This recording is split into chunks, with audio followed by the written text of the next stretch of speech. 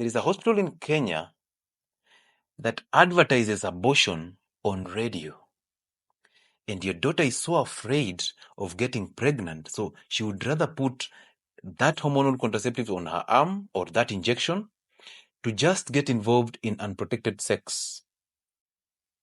Your son prefers not to wear a condom or not to sit in class and study, but to have an orgy. So that money that you're sending for rent is actually being used to rent some form of apartments that are being used as sex dens.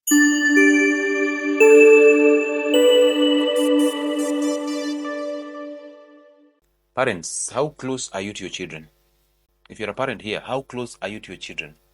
Do you have a friendship with your children? What do you think is your role to your children? Are you a mother who is totally in career and you don't care about these children? Are you a father who is totally chasing money and you're forgetting that that money without a family background or a family basis is a waste of your time? Are you forgetting your health is very important even without the money? How close are you to your children? I'm saying this because I'm so saddened by things that are happening. Now, you saw the other day that young ladies and young men who went to Naivasha for the rally were actually misusing and abusing the after pill, that is the hormonal contraceptive, of course, the emergency pill, and they were abusing PEP. So I saw that nowadays condoms are actually rotting in hospitals. Everybody's afraid to just purchase a condom. But you're quick to run to the comprehensive care center and tell them, I had a sexual experience with somebody that I don't trust, and I'm thinking I might contract HIV. In this generation, your daughters are afraid of a pregnancy than they are afraid of HIV. Your sons are afraid of making a woman pregnant than they are afraid of these sexually transmitted diseases. Your sons and daughters were busy in Naivasha having unprotected sex with people they don't even know because of alcohol. Your sons and daughters, the mainstream media has actually made them sick and they are getting mentors from online. You've taken your daughter or your son to campus. The only degree they will come back with is a whole load of medication for syphilis, for gonorrhea, for HIV, and for all these weird conditions. And now you start wondering what is happening. It's because I think parents are losing it. Parents are losing it. Now I'm talking this from a deeper perspective. Actually, our daughters are swallowing emergency pills every weekend, every after 3 days, like groundnuts. They don't have mentors. Thank you so much, Mama D. That is the hospital that I'm talking about.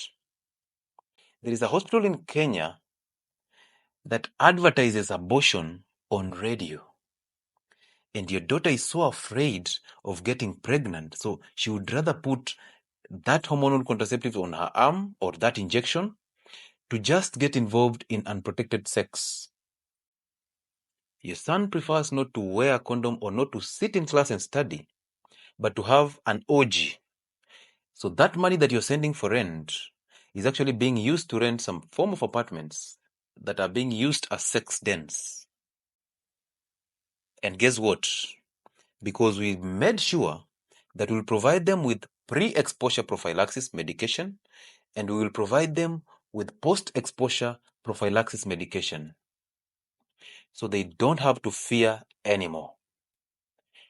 Gone are the days that a billboard that had somebody who has suffered HIV and is just bony scared us. Gone are the days that people used to fear the word HIV. Now the positive side is there is no more stigma. It's going down. And if there is any stigma, it's actually coming from healthcare professionals. They're the ones who are spreading that stigma. I've told you, and I'll repeat it, that those people who spread HIV don't even know they have it. Those people who go and test for HIV and they turn negative, and the next minute, actually nowadays, your sons are just testing a woman now, and the next minute they're having sex with that woman.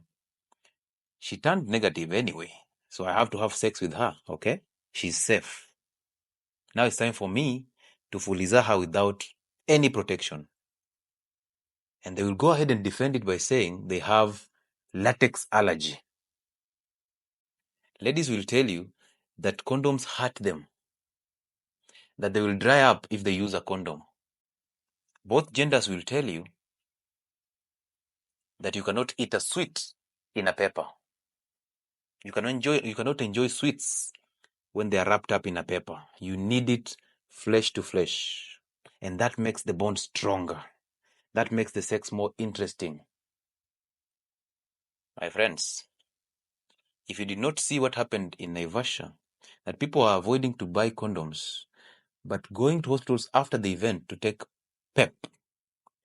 And right now, as we speak, so many of the youths are taking the PEP medication every other time. It's even becoming a norm, and I'm even wondering, why don't they just enroll on ARV therapy? Because the same PEP is actually ARV therapy, only that is for 28 days. So you just take PEP, you finish it, you go do a test after a month, you're negative, you are having another woman. You actually pray to God that, God, if I survive this one, I am not going to mess again. God, this is the last one. You are praying like a pregnant woman, a woman who just got pregnant without even expecting. Or rather, a woman who just missed their period. Please, talk to your children. Your children are getting mentors from online. You failed or you stopped being their mentor. So they are getting mentors from social media. That's why they rather load a whole Subaru, sit in the back bench having all this sex, and head to those events. And as they are doing that, they're even carrying the drugs already. They're actually foreseeing a problem, so they carry the drugs already. So it's time for you to start talking to your children. It's time for you to start talking to your children. Now you know I have to marry my same sex. They're basically gay. You're wondering, I have been leading the prayer sessions. I am this prayer warrior, but the only thing that God would have granted me is a straight son or a straight daughter. And this is what I'm answering for, because you stopped being a mentor. You don't have conversations. Nowadays, on that dinner table, everybody's on their phones. Everybody's on their phones. Nowadays, parents quarrel in front of their children. There is no order. Nowadays, men stopped providing exclusively, and now children know there is no order, there is no chain of command in the family. And now they're admiring other couples online, failing to understand that that is a fake life. They're living a fake life, but they are adapting that. They want to be like them. They don't want to be like you. They don't. And now they're swallowing P2s every weekend. They're swallowing pep after pep after pep after pep. But you're not aware. You're busy looking for money. You're busy shouting. Anytime they're at home, you're shouting at their ears.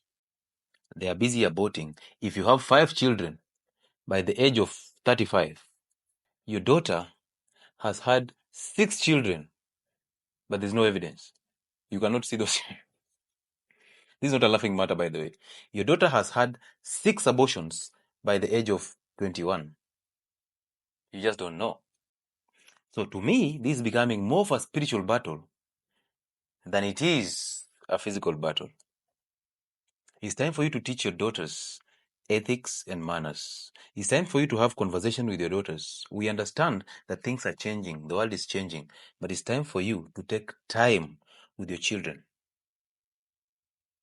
It's time for you to take time with your children. You cannot come at home and you're actually leading. You're the one who is actually starting the conversations on phone. You're scrolling, you're chatting on WhatsApp. People are eating. You're actually chatting until food is cold. And then you start telling me Daktari, you know this oil, this tallow solidifies on my plate. Now you're blaming me for your food solidifying, the fat, the animal fat solidifying on your plate. Daktari, you know hii mafuta inakauka sana kwa sahani. It will clog my arteries. But you're busy chatting. You did not even take time to enjoy that meal. Your son is texting somebody, your daughter is texting somebody, the father is over there doing some stuff on a computer. You're there texting somebody on phone. Please, where did we lose that family bond? That when it's time to eat, we sit down and eat. Did phones separate us from reality? Did the media separate us from reality? How bad have we fallen? We are losing a generation slow, but very perfectly. And now we are normalizing all this nonsense. We are normalizing it. You imagine a whole hospital advertising abortion on radio. Right now, you don't need to ask for any abortion center.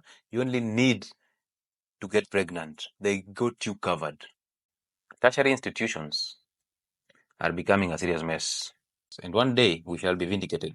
When I was growing up, even trying to sit in a certain position when you're eating, my friend, even trying to just sit in a different position while eating. Thank God we did not have phones as such. So phones were not that much. But nowadays, phones are a serious problem. Those youths who are masturbating, even nowadays, adults are busy masturbating. A whole man cannot shake your hand while he's looking straight into your eyes. No confidence, very low self-esteem. You're wondering where we are getting all this depression from. You're wondering where we're getting all these issues coming from, and you're thinking that there's no problem. Life, they are adapting to the new technologies. Believe me, our traditional men were more technological than we are. Possibly we're just practicing what they did, but in an advanced way. Your mother was not on phone. She raised you. Your father was the ultimate provider. He raised you. Please, raise your children. Don't let us on the media raise your children for you. And believe me, most parents come into my inbox and they tell me, Daktari, I would like you to be a mentor to my son. I would like you to tell my son the truth about life. Daktari, you've changed my family's life, and every time we are doing a live, my family is seated there listening to you. And I would like you to change my son for the better. Please take over and educate my son and make sure that my son emulates you. And then deep within, yes, I would like to help you that, but I'm asking myself, where did you go to? Like, why are you not part of that equation? Because your son or your daughter is supposed to get mentorship from you as number one. Before they even think about me, who is just shouting online every other time, they should think about you. That when your son is having a problem, the first person he's thinking to talk to is the father. When your daughter is having a problem, the first time she's thinking to talk to is the mother. But look at our inboxes. Your daughters and your sons busy asking for help for things that can actually be solved by you. Let's go back to the drawing board. Please.